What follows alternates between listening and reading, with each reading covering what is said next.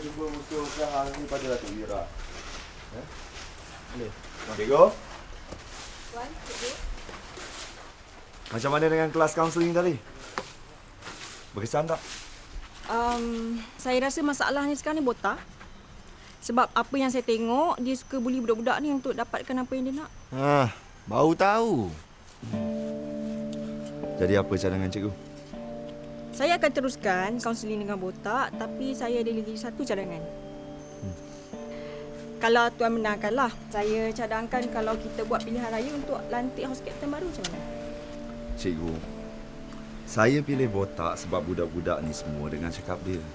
Kalau kita lantik house captain baru, kita tak tahu budak-budak tu nak dengar kata. Tak ada masalah kot sebab kapten ni dia orang yang pilih, bukannya yang dia orang takut. Kalau botak guna kekerasan, nak buat macam mana cikgu?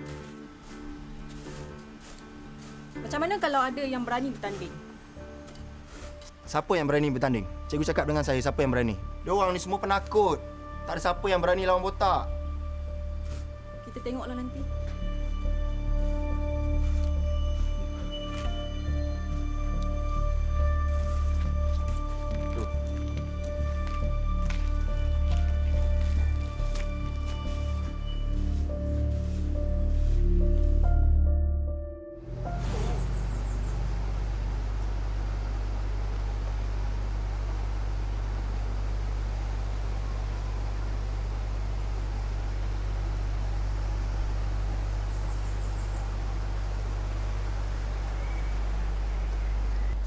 Mes ni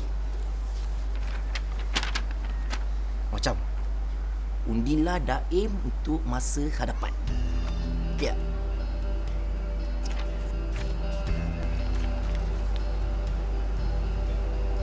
Sal, aku salah spelling nama kau ke? Kenapa awak buat macam ni kat saya? Aku buat apa? Ni semua ni saya tak minta pun jadi calon. Kenapa awak buat macam ni kat saya? Baik. Bukannya kau yang cakap nak lari dari sini ke?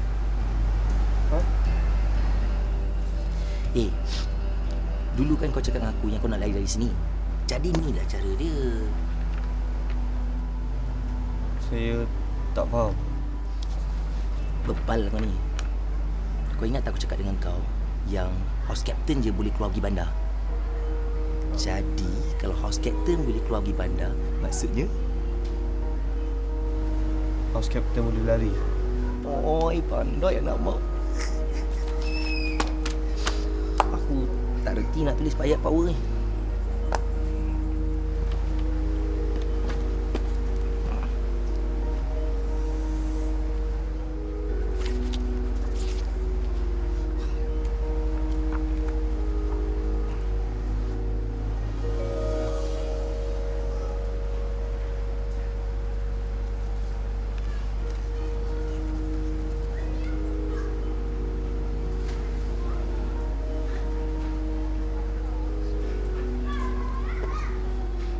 Weh, sibuk dengan benda tu. Kau nak tolong aku tak nak ni?